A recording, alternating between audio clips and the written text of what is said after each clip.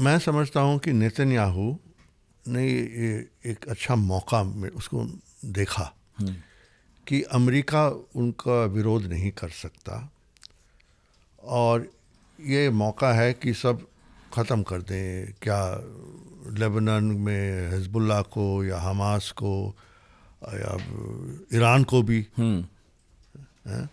प्रत्यक्ष रूप से वो उनको हमला कर रहे हैं। उन्होंने 2 दिन पहले एक अपना टीवी पर एक स्टेटमेंट भी दिया था जिसने कहा कि आप ईरान में तख्ता पलट करिए, आम जनता को अपील की, क्योंकि नेतन्याहू की अंदरूनी दिक्कतें भी हैं। लड़ाई ख़त्म हो जाएगी तो उसका कोई जुडिशल प्रोसेस चल रहा है, वो उसको लपेट लेगा। अब वो समझता है कि लड़ाई करके सेना की प्रतिष्ठा कुछ बढ़ गई है, उसकी अपनी प्रतिष्ठा भी कुछ बढ़ गई है, क्योंकि 7 अक्टूबर पिछले साल में जो हुआ था उससे काफ़ी उसको धक्का लगा था। तो समझते हैं कि अब ठीक है, हम थोड़ा स्टेबल हो गए हैं। पर इसमें लड़ाई जौन सी है, आगे क्या होगा कहना मुश्किल है, पर कोई आसार अच्छे नहीं हैं। एक तो यही समझ नहीं आता, और बहुत सारे लोग पूछते हैं, ये तो ठीक है कि नेतन्याहू की इंटरनल पॉलिटिक्स के लिए ये ठीक है कि लड़ाई होती रहे, क्योंकि वो बहुत किसी तरह से शासन कर पा रहे थे। कभी गठबंधन कर लिया, हाँ, कभी आशिया पर पहुंच गए, और एक्सट्रीम राइट है बिल्कुल, कभी सड़क पर उनके खिलाफ लोग आ गए। इनफैक्ट वहाँ एक ऐसा फैक्शन भी है जो उनसे भी ज़्यादा एक्सट्रीम है, वो कह रहा है कि आप तो ज़्यादा आराम से काम कर रहे हो, थोड़ा तेज़ करना चाहिए। लेकिन मैं ORF के एक प्रोफेसर को सुन रहा था, उन्होंने कहा कि देखिए, जो हमला हुआ जब पार्टी हो रही थी इजराइल में और उस पर ऊपर से लोग आए, हमास ने हमला किया, बहुत दुखद था वो, बहुत गलत था वो जो भी था, लेकिन वो अचानक हुआ। तो उस वक्त तो इजराइल चौंका और उसने हमला किया। लेकिन ये जो हुआ उसके बाद, चाहे वो इधर हिजबुल्लाह पर करना हो, चाहे हूतियों पर करना हो, वो पेजर अटैक करने हो, ये उनकी बहुत पहले से प्लानिंग थी। वो जानते हैं कि एक दिन ऐसा आएगा और हमें इनको एलिमिनेट करना है। उनके पास तो लिस्ट है कि इनको तो ख़त्म करना ही है। तो अब ये जो हो रहा है, इसका कोई लेना देना नहीं है उस हमले से, वो बहुत पीछे छूट गया है। देखिए, वो हमला जब हुआ, 1200 लोग, 100 अभी भी बंधक है उसमें से, बंधक वापस भी नहीं आए, बहुत सारे बात ही नहीं हो रही है, वो तो भूल गए उनको।